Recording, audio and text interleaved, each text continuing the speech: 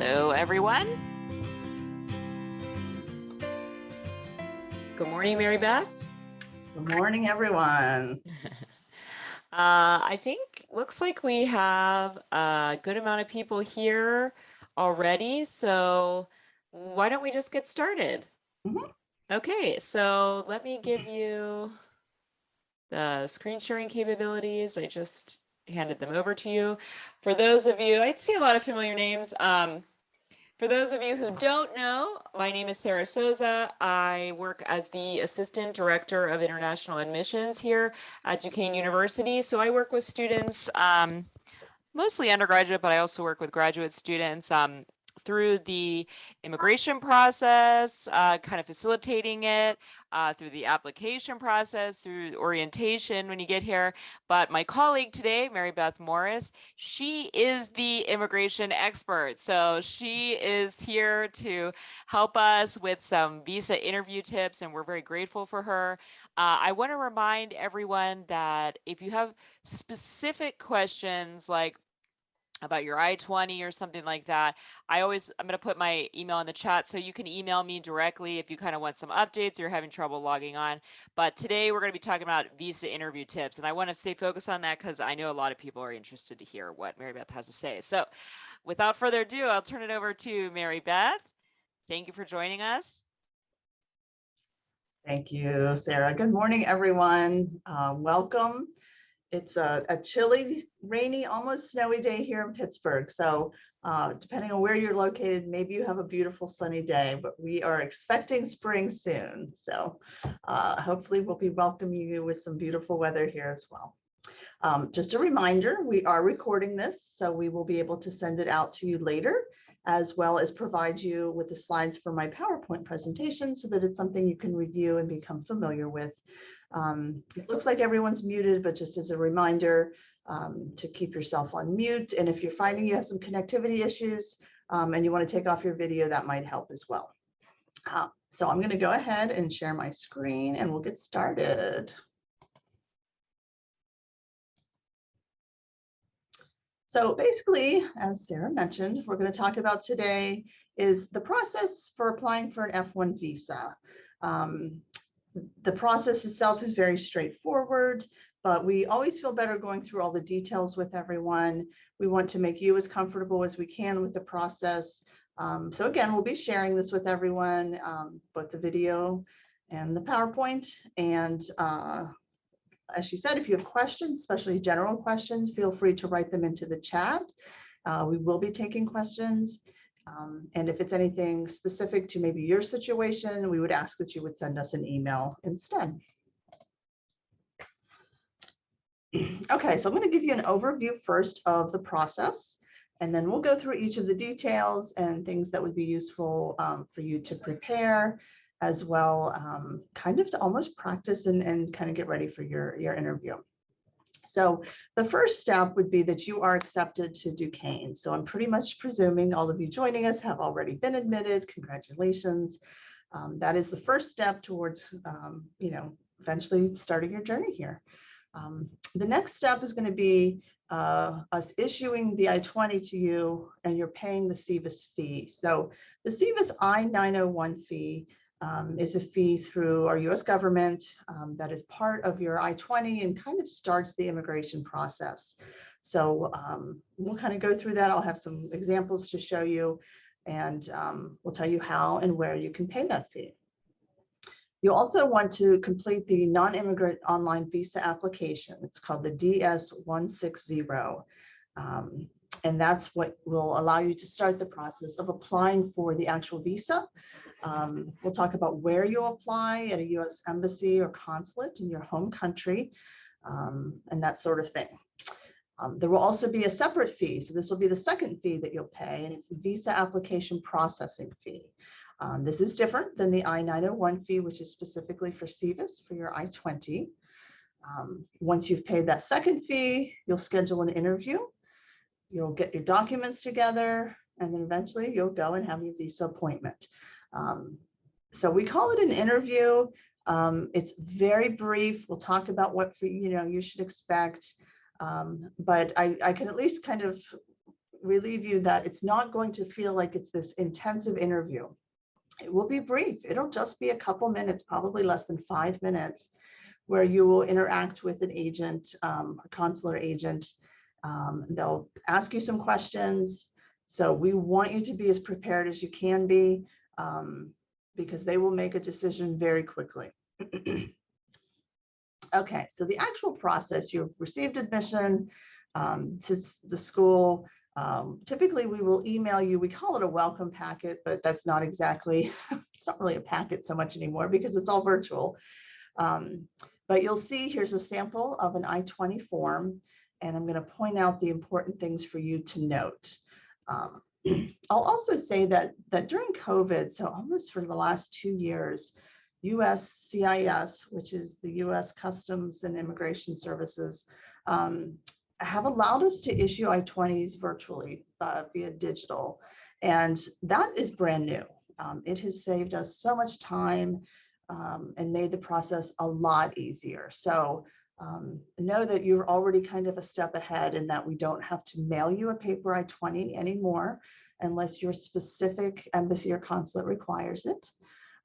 That saves so much time and hassle and cost. So the good news is when we are ready to issue your I-20 and we send it to you via email, you have it instantly.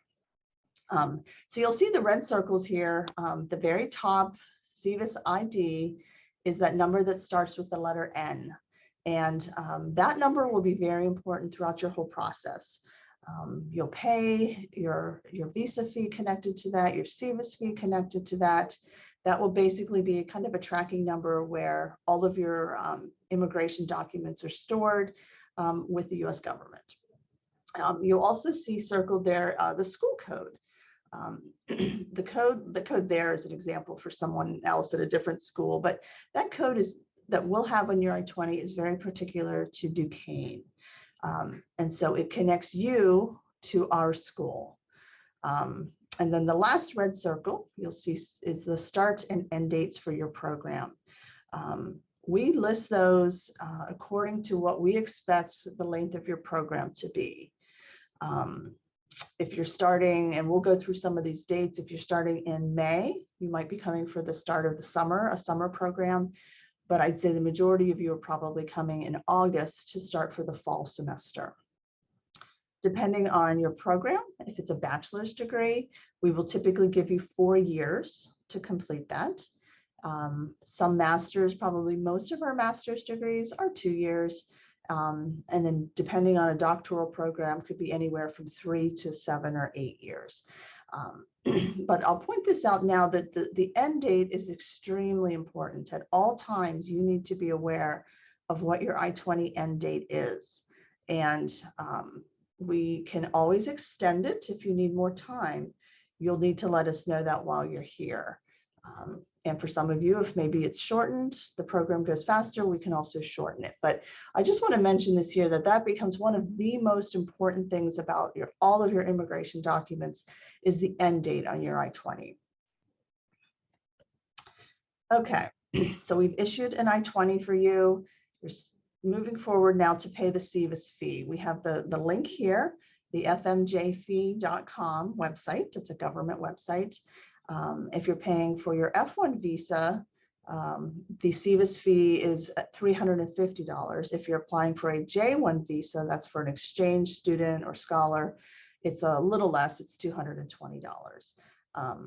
That fee is paid one time, and it's connected to that SEVIS number that we just looked at on the previous I-20.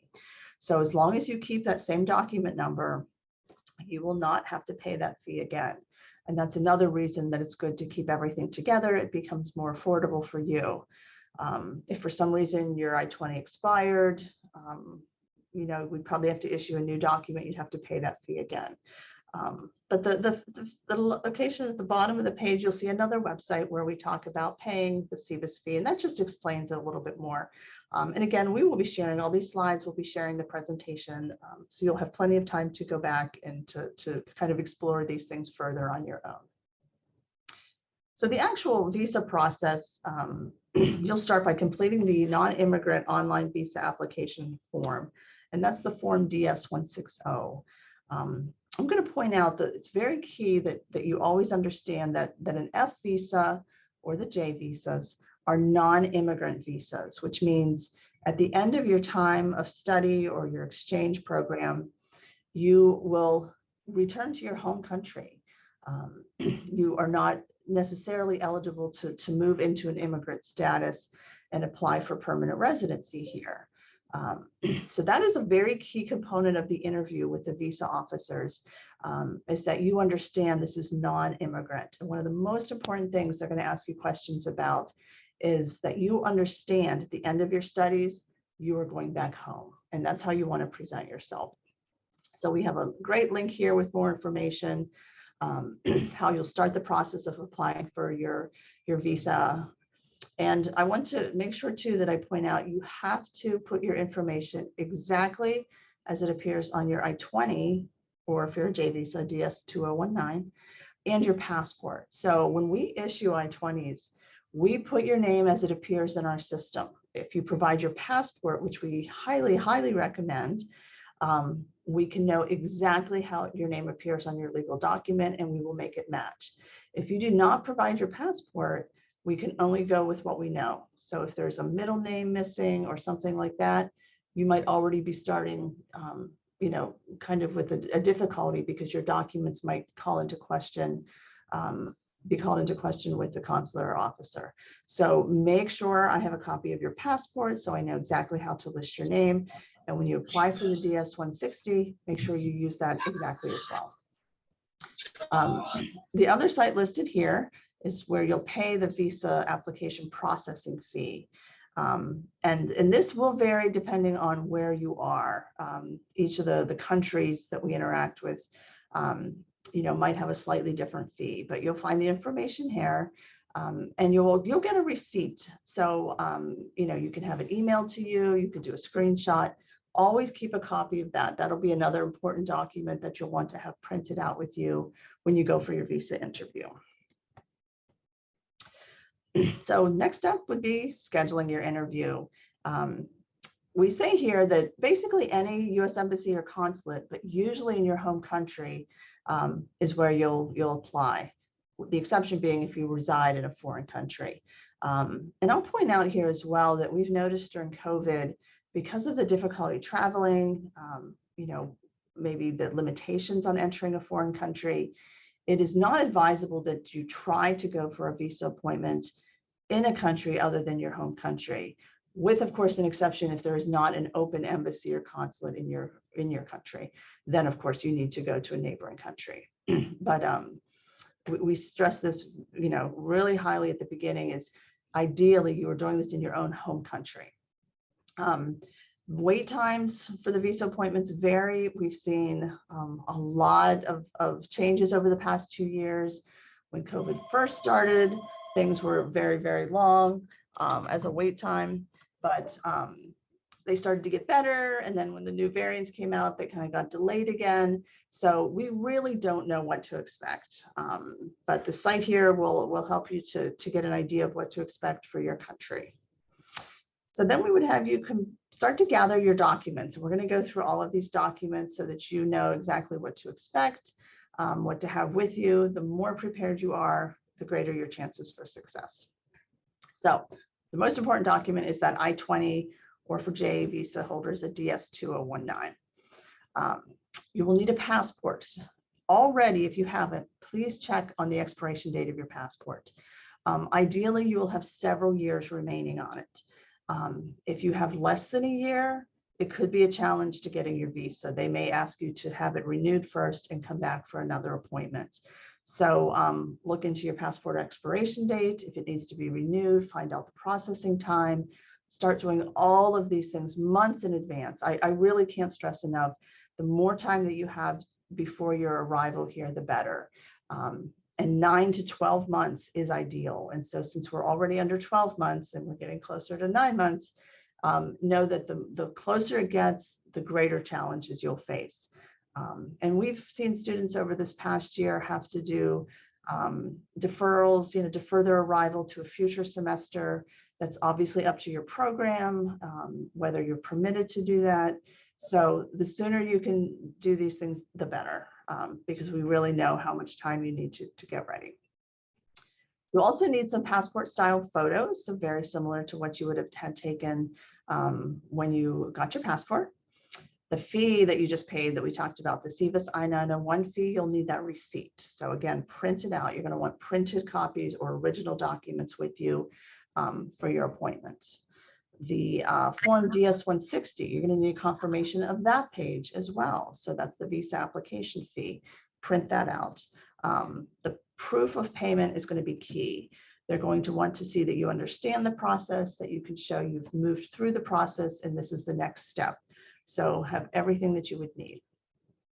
The next thing we have listed is your financial documents, the bank statements, copies of your acceptance letter, which may indicate scholarships, or it might be a separate scholarship letter. These are the same documents that you would have submitted to me to review to show you're eligible for the I-20.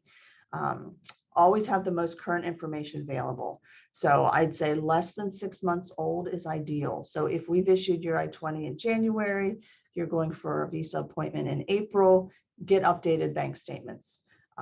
Sometimes you can get a letter as well from the bank indicating you've been a customer there, since a certain year, you've been an excellent customer, anything that really can support your financial wherewithal. That's a big part of getting the visa, is showing that you have the financial capabilities of paying for the cost of an education in the US. And I will say an education here is expensive. It's expensive for Americans as well. So, knowing that you can cover the cost of getting here, flying here, the cost of your tuition, your fees, your books, the cost for living. If you're living on campus, the housing, the room and board. If you're living off campus, it's also expensive. So that's why it's very important when we show you the cost to attend, that you understand the importance. You are responsible for paying those costs. And a very important part of the visa process is confirming to the visa officer that you have the wherewithal, that you have, the ability to pay. I'd say a lot of people who are denied a visa, that is probably one of their weaker issues with documentation. So if you have people who are sponsoring you, if it's a family member, parents, grandparents, uncle, aunt, family friends, the more you can get from them, the better. One of the forms we ask for you to submit is a proof of financial support, an affidavit. Have that printed out where the sponsor signs that they're willing to sponsor you and the amount of money. Make sure that amount of money is available in their bank statement. Make sure they are all current. You could get a letter from your sponsor's employer indicating, what their salary is, or just all those things. Really, really be creative to show that you have that financial strength to pay your costs here. You'll also want to make sure you have printed out a copy of your acceptance letter to Duquesne. As I mentioned, it may or may not include, if you have scholarships or graduate assistantships, they might be additional letters. But a part of the process is confirming you are eligible to study here. So you want to show that you're accepted. Gather as many of your academic documents as you can, the test scores that we require, the transcripts from your schools. If you're coming for a bachelor's degree, then it would be your high school transcripts. If you're coming for a master's degree, maybe high school and any college transcripts. So really gather everything. The chances are you won't need most of them, but if they ask you for them, you really will need to have it. And most importantly, even though it's listed last, is that you have documents showing your ties to your home country. This is going to help confirm to them that it really is your plan to return home at the end of your studies. So for instance, if you have a bank's, account in your home country, that even if you're not using your own funds to pay, but you can show, yes, I have money here. Maybe there's a family business. You're getting a degree to return home to work in the family business, getting a letter explaining that maybe from, from the head of that company. If you own property, if you have a car, if you have family, all of these things are going to show ties to your home country. And that will be critical because, again, this is a non-immigrant visa. So you will need to prove that you do return home, plan to return home at the end of your studies. So as many documents as you can provide, certainly the better for you. The next part of the process would be attending the visa interview. You'll see in that lower, portion of the screen, an officer interacting and speaking with a visa applicant. This is pretty much how your visa interview will take place. You will not be seated in a room. You will be standing. You will be between safety glass with the officer. You'll be speaking via, microphones, and it will be very brief. So the consular officer will determine whether you're qualified to receive that visa. Interviews, as I've mentioned, very short, typically 2 to 5 minutes. It will most likely be conducted in English, and I'll definitely point this out.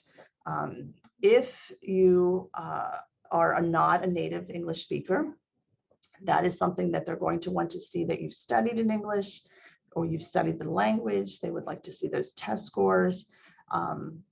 And especially because you're coming for a college degree, they need to be really confirming that you have the academic wherewithal. Some of you might be coming for English as a second language, then that's much, much, much easier. Some of you may have been accepted into a gateway program where you'll take some English classes as you transition into your academic courses. But when you review these slides and this video, really practice that kind of an interview in English. If it's not your native tongue.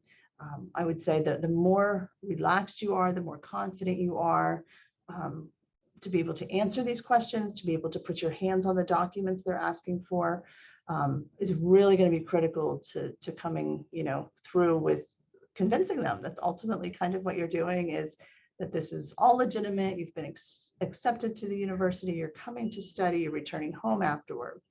So they'll ask you some questions. You're going to answer them. You might have to provide documents, but it'll be pretty straightforward. All these details that we've talked about you personally, why you're coming, how you're paying for it, and going back home afterward. Specific questions they might get into with the interview, different topics. They may ask you about your plans for study. Why did you choose this major? Why did you choose Duquesne University? What is your academic capability? You might say, oh, I'm starting a bachelor's, but I would love to stay in the States and go on for a master's degree or a doctoral degree. Or you might know, I'm planning to go back home to my home country where I'll study, additional higher degrees. Everything we talked about with financial status. Specifically, what are your plans post-graduation with this degree? If you're not sure, be honest. Throughout this whole process, you want to be honest, but definitely give a lot of time and thought to the answers so that you're prepared before you're even there. Be able to answer questions about your family and your background. General questions, specific questions. They really want to get to know that the process is legitimate. That sounds maybe a little silly, but they need to know you're coming for study purposes as a non-immigrant. So that's going to be the most important thing they're looking for. The study plans. What is your major? How long will it take you to complete your degree? They're going to want to know that you understand, if it's a 4-year or a 5-year program, the cost that will be incurred each year. They may ask you, what do you already know about your field of study? So if you're coming into a bachelor's degree, you may not know a lot. Or again, maybe you do. Maybe it's something you're preparing to take over a company, a family business. Asking if you plan to continue your education, where you might continue your education, and how will the study program relate to your past work or previous studies. Questions about Duquesne. Why did you choose Duquesne? And I put in there how we pronounce it. It's a French word. It has to do with Fort Duquesne, which was a fort the French had here in the US many hundred years ago. So Duquesne University. How many universities did you apply to? How many universities admitted you? How many rejected you? Be prepared to answer these questions. And again, with the honest answers. You may have applied to only one. Maybe Duquesne is your only choice. Then you can say them. Do you know any of your professors at Duquesne or what their names are? This would be unlikely. Unless you have had interaction with the department, you probably won't know that yet. And that's fine. You can honestly say that. Very often, if you're accepted into a graduate program, the chair of the department, who's usually a professor as well, will be the one who sent you that letter. So you might have that name on your acceptance letter. And the question, what city is Duquesne located in? We're in Pittsburgh. And in what state? We're in Pennsylvania. So they want to know that you're aware of where in the world that you would be going. The academic capability. So they're going to ask about your test scores. You may have the GRE, you may have the GMAT. Did you have a TOEFL or an IELTS score for English? They may ask you about your previous GPAs. They're going to want to know that you know the answers that are already on your transcript so that they know it's really you. They may ask, what do you know about US schools? They're different, schools are different in different countries. So they may want to know, are you aware of what the American educational system is like? They may want to ask how you will manage the cultural and educational differences. If you've had a family member study here before and you can talk to that, that's perfect. You can say, oh, I've heard so much about it. I like that style of learning. I like being in the classroom and interacting with my peers. You might have group projects. You might have a lot of individual work. Really kind of think through those processes. And again, they may specifically want to know how good is your English. So if you're a native speaker, no problem. If you studied English for 2 years or 5 years or 15 years, be able to kind of attest to that. How old were you when you first started learning English? And that's going to help them, I think, really kind of gauge your readiness. A big part of this, as I've already mentioned, is the financial status. We've circled it here in the sample I-20. We will list the estimated cost for the first year of your program. And that's the amount of money you have to show proof of in order to get the I-20. You'll see the costs listed. You'll see the funding listed. Really be aware of how these all add up to contribute to covering the cost of your education. So who's sponsoring you? What is their occupation? Maybe their monthly or their annual income. How do you plan to fund the entire duration of your studies? Will it be the same way? What does it cost to attend Duquesne? That's listed on your I-20. That's very important that you have an understanding of the cost for 1 year. Were you offered scholarships? They may ask you if you understand the exchange rate between your home country's currency and the US dollar, asking you copies of your bank statements or your tax returns. So really be prepared. Mary Beth, I have a question on that previous slide. A lot of students will ask me about work opportunities in the US as a way to fund their education. So can you speak on that in terms of the interview and paying for the future, not just the first year of their education? Yes, thank you so much. That's such an excellent question. We get that all the time.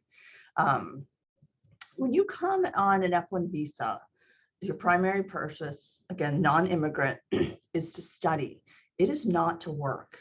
So with a few exceptions, you are not coming to work in the US.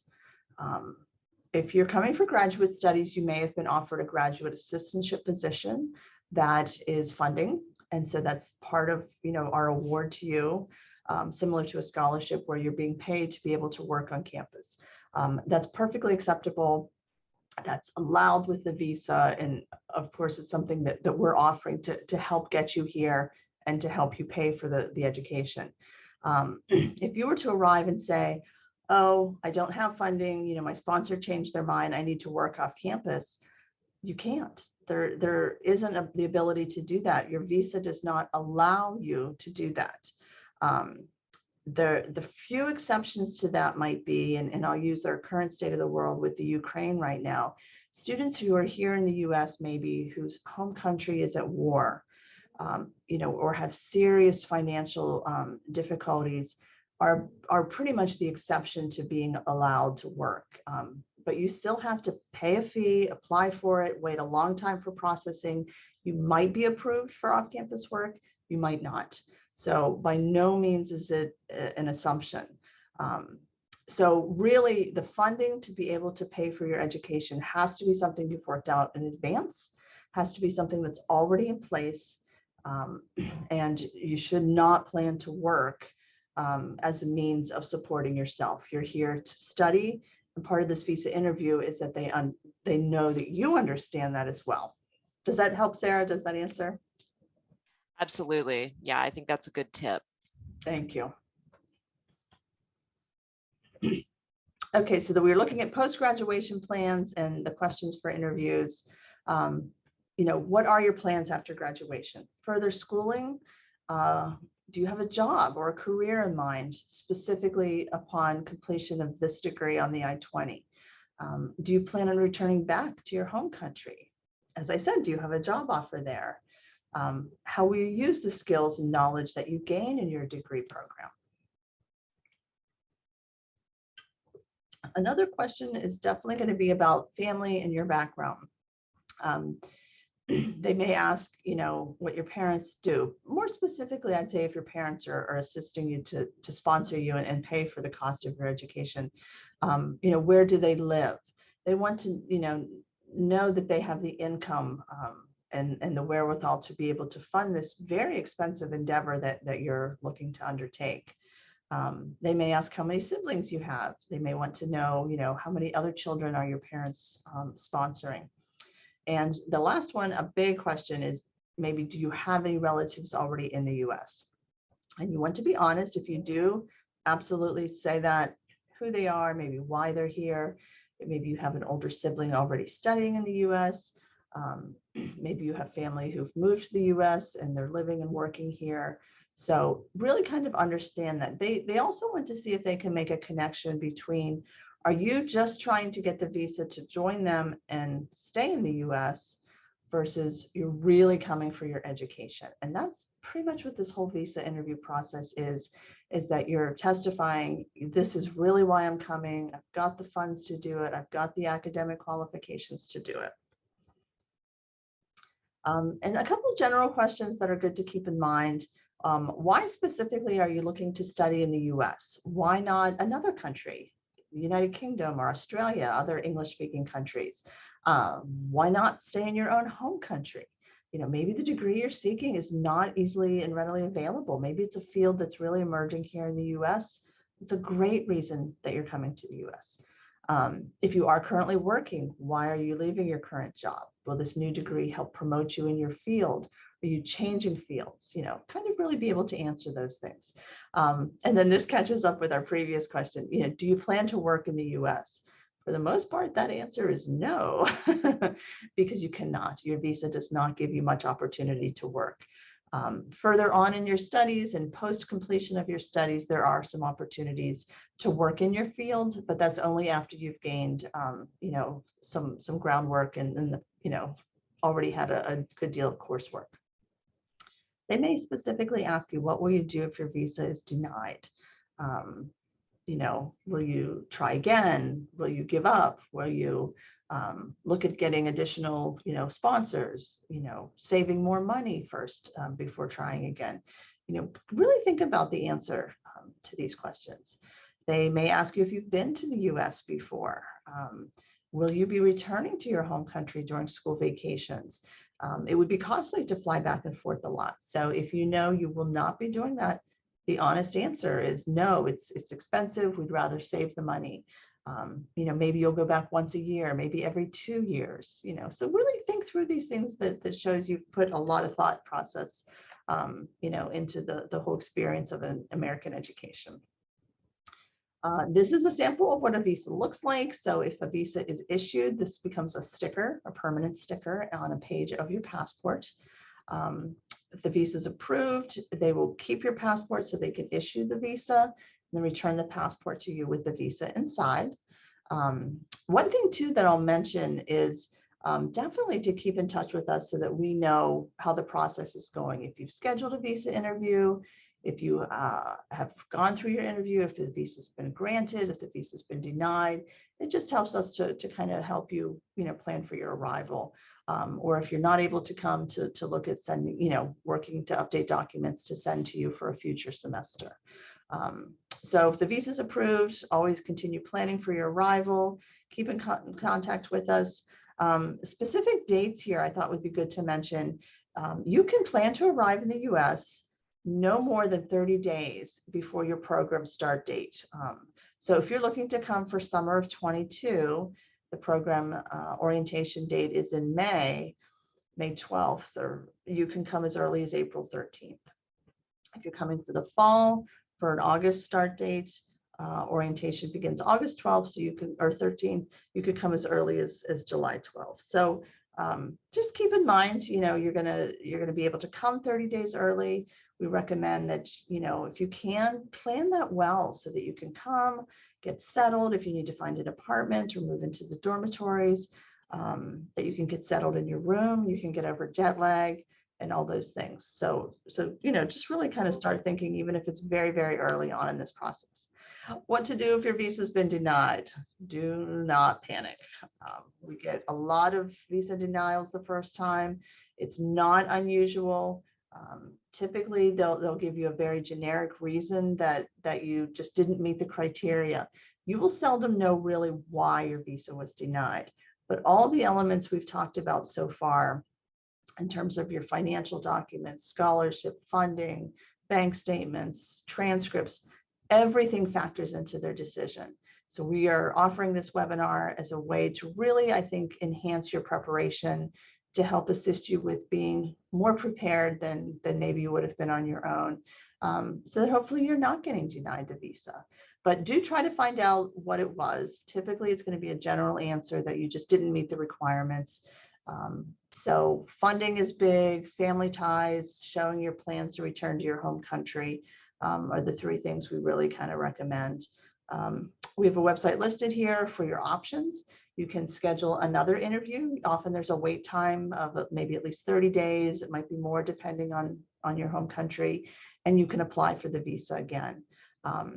The SEVIS fee that you've paid, one of the fees we talked about, you'll only pay once. But every time you apply for a visa, you will have to pay for a new visa processing fee.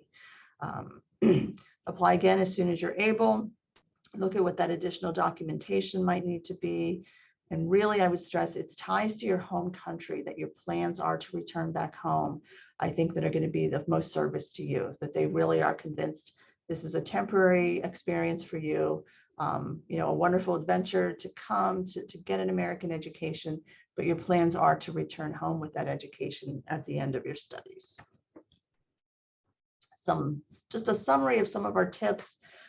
Really complete all the steps of this process as soon as possible. We're reviewing for I-20s now for summer and fall. I'm trying to get a lot of them out so that we've got them in your hands as soon as possible. Start practicing these questions we talked about in English. Ask someone who could maybe sit and help you just to interact. Practice in front of a mirror. That's a really good way, I think, to help see, how do I come across? Do I look nervous? Do I show a good command of the language, which I should have so that I can study in English?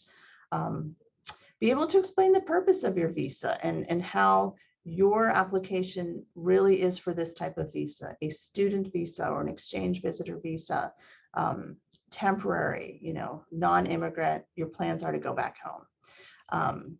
I think it's important to say, wear proper clothing. It's an official visit. You want to at least look very presentable. Sometimes we would say business casual, but as formal as you feel like your culture might offer, as a good fit. It's showing respect to the agents, respect to the consulate and the embassy, and I think it just shows the seriousness, with which you're handling the situation.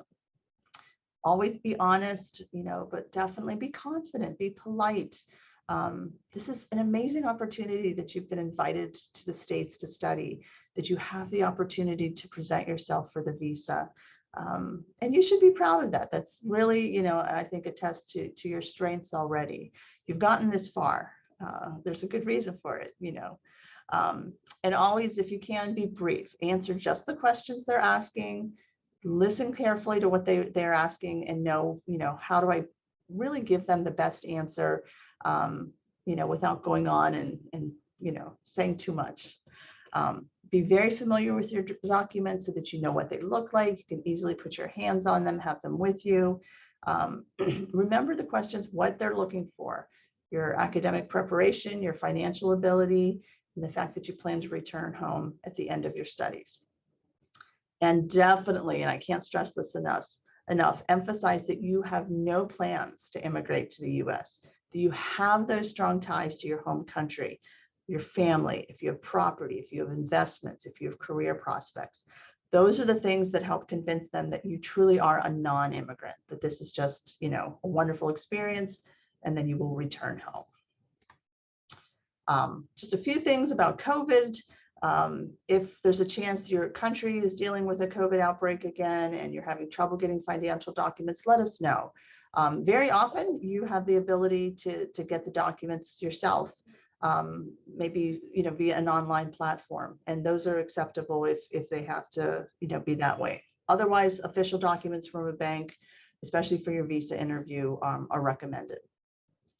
What if there are no visa appointments in my country? What can I do? Don't give up. Keep trying. Things update daily. If necessary, maybe look at a border country, reach out to an embassy or consulate there. Are you eligible? Will they allow you to apply for your visa there? And that might be an option, especially with COVID. What if my deposit deadline is approaching, but I don't have a visa? Can I pay the deposit later? Definitely be in touch with Sarah about paying your deposit and what that would mean. The deposits can be refundable if you've been denied a visa. You can also, look at your options in terms of what is that deadline, and do you want the visa in your hand first? But be in touch with us. Have an open conversation with us so we know what's going on for you and your specific experience and situation. What if I can't arrive on time for the start of classes because of visa issues? Once we're within 30 days of the start date, so for summer, it would be in mid-April. For a summer or for a fall start, it would be at the end of summer in early August or late July. But around that time frame, about a month before studies would begin, we would start to recommend, if it's not coming together for you, that you defer to a future semester.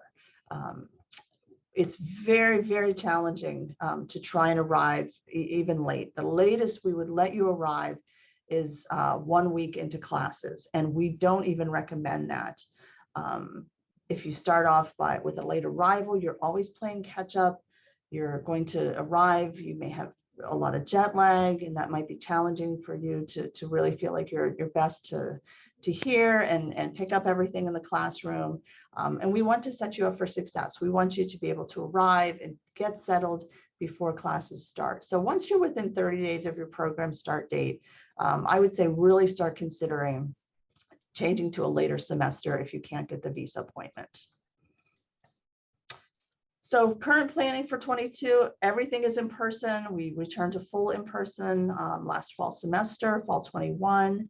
I do get questions sometimes about online courses. The only opportunity for online would be if another major lockdown happened. And since this is extremely unlikely, you should plan for in-person studies and being present in the US to do that. So we don't recommend, even if your program has options for some online classes, it's very challenging. And sometimes it's just a temporary allowance for you to try and get there for that first week if you're running a little bit late. But remember, we're always going to be monitoring all of the local Pennsylvania and US requirements. So we'll always be in touch with you if there's any change on what you need to expect. You're probably already starting to get emails from us. You'll be getting more from other departments in terms of what's required for you to be physically present on campus. The availability of vaccines, if you haven't had the chance to get one at home, they're offered here in Pittsburgh and even on campus. So if you have any questions, certainly reach out to us about that. But it looks like things are really kind of getting better. They're opening up with COVID. And we're really grateful for the opportunity to hopefully welcome more and more of you. I know some of your names I recognize. You've been trying to come for some time. Don't give up. We're grateful that you've not given up. And I think, chances are certainly getting better. We have a question, Mary Beth, about sponsors. So is it only a family member that can act as your sponsor, or government? Who else is possible? Is there any limit to a sponsor? Great questions. Anyone can be your sponsor. We find it's probably most common that it is a family member, but it does not have to be. Sometimes we'll see an employer willing to sponsor you for a higher degree, maybe, you know, an MBA, a Master's in Business Administration, so they can bring you back and enhance your work at their company. I'd say if it's not a family member, you know, to make sure you have documentation as to what your relationship is with that person, employer or family friend, something like that. But it can be pretty much anyone. So I'd say, you know, however you can finance your education, if you've got good support, take advantage of it. Okay, thank you. So students, again, any questions, please put them in the chat. Sorry to interrupt you, Mary Beth. You can go ahead. I need a drink anyway. Yeah. So to kind of summarize, submit your documents for summer and fall as soon as you possibly can. Be patient as we gather more and more students and applicants and documents. You know, it's a lot of work for us, so we're trying to do a quick turnaround time. But I would say, you know, give us some time once we've got it. So don't, you know, reach out too quickly. You know, we have a lot of people we're dealing with right now. Apply for your visa appointment as soon as you can. So once you've been accepted and we've issued your I-20, you know, already know, okay, what's this next step? So start researching what to do so that once your I-20 is in hand, you can make that appointment. Always continue to check your email regularly for updates from Duquesne. One thing I'll also mention that is important is when you've applied, you already had your own personal email address. Once you've been accepted, we didn't then create a Duquesne email address for you. Sometimes these emails may be sent to you on your Duquesne account, which you may already know is part of MultiPass. You have to set up your MultiPass account with Duquesne. So I would say get in the habit of checking Duquesne email already. Check both of those email accounts.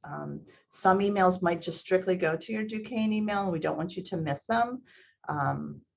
But be aware that you know, we may be using more than one of the emails for you going forward. We have another question, Mary Beth, about the dates for the interview. So we have a student that has an interview scheduled in September.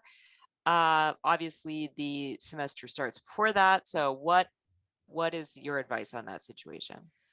Well, I would say at this point, continue to see if you can get an earlier date. Once you have a date scheduled, sometimes that actually puts you in a good position to get it moved forward. So I would say probably first start, you know, trying to do that.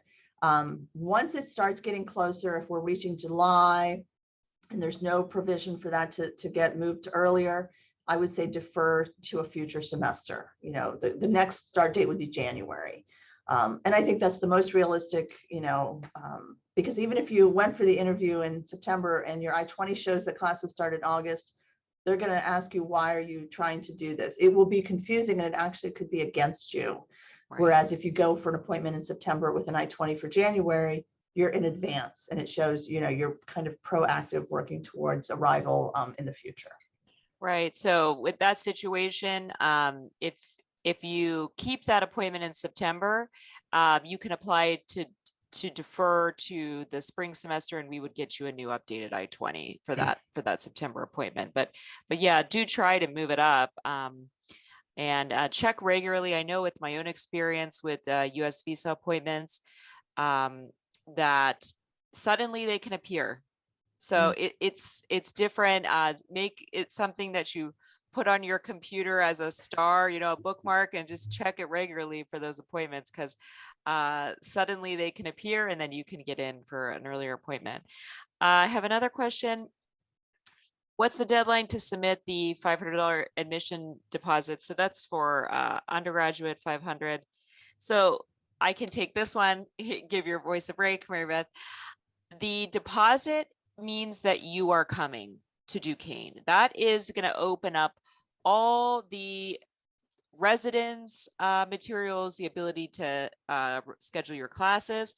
So the deadline is I mean, it depends on you. If you want to do it earlier and have that available to you, those steps, you can do it. And if the visa is denied, we can refund it. If you want to wait till you get your visa so you know that it's sure that your visa has been issued, you can also do it too. It's not, I mean, the deadline would be, you know, before you get on the plane for sure to come to Duquesne, because we need to know that you're actually coming. But I would say that it really depends on you how early you want those things available. If you want to be able to get, you know, be more selective in your housing and your roommate, then perhaps it's better to do it now and then ask for a refund if anything changes your plan, like because of the visa. So you can also email me and we can kind of talk through those situations about you personally. But for graduate students, that is $250 deposit. So it's different because of obviously residence differences as well. So that it's up to you, you know, sort of in that way. Some programs have a specific deadline. If your program does have a specific deadline, it would have been described to you in your acceptance letter. So do look at that acceptance letter to make sure you're not part of those programs. It's only a few, so I wouldn't say it's the general rule, but there are a few programs that ask for the deposit because they're very competitive. So just so you know, if you don't make the deposit and all the spots fill up, then the spots are filled up. So that's another problem. So for competitive programs, you know, that deposit means you're coming, it holds your place. Your acceptance letter doesn't mean that your place is held. So again, if you have questions about the deposit, you can email me. I'll put my email in the chat again. Any other questions about the interview? So many good practice questions you shared with us today, Mary Beth. I know I learned something too. What about, I was surprised of your advice to me on this. What about if someone has family in the US? It becomes a tricky question. Okay. Always, you want to be honest in the answers you give. So I'd say make sure you understand the person who's here, why they're here. I mean, talk to that person if you can. What made them come to the US? What visa are they on now? Did they start as a student and, you know, were offered a job at the end of their studies and are on an H-1B, which is a work visa? You know, I'd say really understand the presence of that family member in the US so that you can speak to it. I'd say know where they're living, know where that is geographically in the US, how close or far away from Pittsburgh that is. And even be able to say, oh, you know, it's a distant relative. I don't plan to even see them while I'm there. But to be able to be honest, I think is probably the most important. Good. Thank you. Mm-hmm. Okay. Okay, a couple questions rolling in now. So if you start in the summer, if you're accepted in the summer term and you couldn't get a visa in time, can you join in the fall? So it depends if you're an undergraduate or graduate student. Undergraduate students, you can email me for a deferment. You have to be deposited to be able to defer. And graduate students, there is a deferral policy for graduate programs.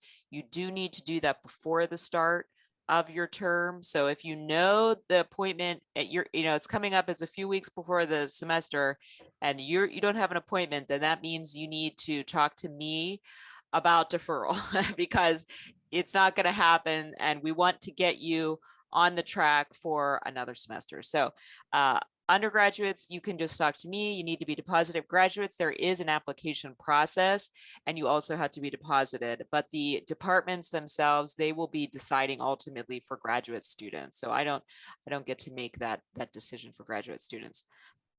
We have another question about loans and the funding. So could loan documents be used to provide proof of funding? That is a good question. They could. We don't see that very often, but occasionally we do have students that ask about using a loan. One thing I would mention is the loan will probably be something you're getting in your home country.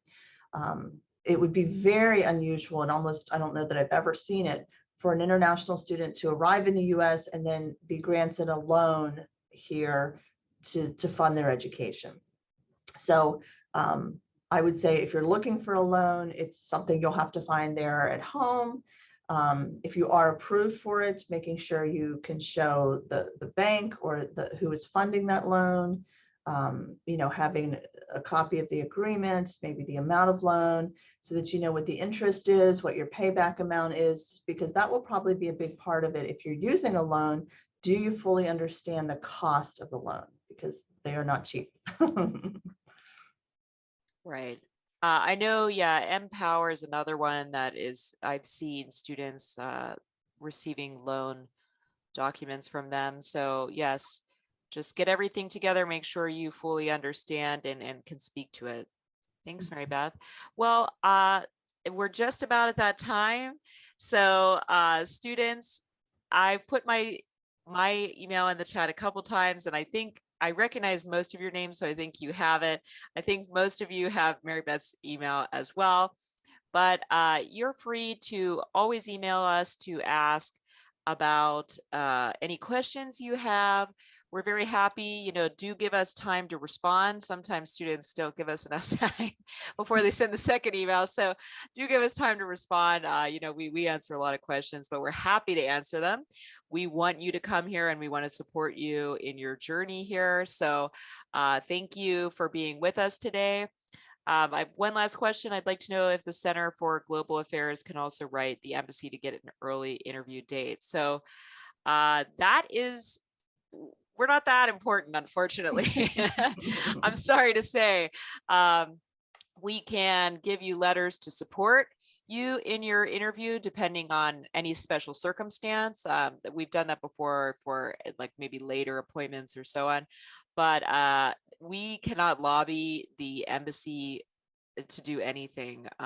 It's difficult for sure, and we definitely sympathize. We know it can be frustrating with those dates, but we are unable to make them change any decision or move up any interview date. But if you do have some situation that's specific that you need a letter, you can reach out to us and we can tell you if we are able to do that. So again, thank you so much. Thank you, Mary Beth, for being with us. You gave us so much good information. I will be sharing the video and these PowerPoints with you probably to Monday, because it takes a little bit of time to upload. So do look for that, and you can practice all those questions and have your answers prepared for your interview. In the meantime, if you have any questions, please ask us. So thank you very much. Thanks for joining us, everyone.